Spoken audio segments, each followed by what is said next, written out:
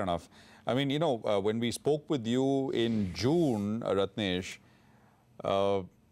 actually, you were bullish on steel, cement, auto, domestic consumption. We'll get to those in a bit, but just stick with banks for a bit more. So, are you saying that there is a big opportunity here? I mean, maybe essentially corporate-facing banks.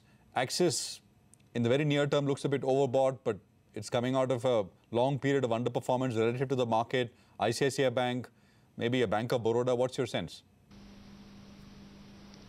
So I cannot comment on my parent bank stock, company or the stock for sure. Okay. But overall, I think if you look at the banking sector, over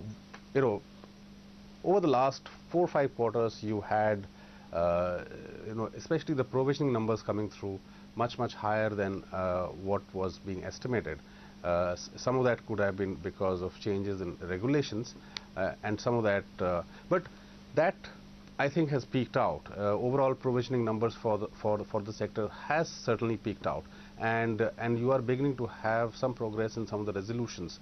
So one of the things which will be kind of positive for the banking sector when you look 12 months ahead is that the provisioning numbers on a 12-month ahead basis will be vastly different versus the last 12 months.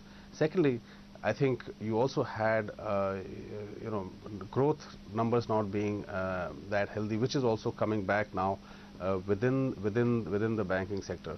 So I think when you look at the market overall, you have, especially amongst the select sectors and stocks which have kept the market at all-time high levels, the valuation differential between what has kept the market high and the others is quite high.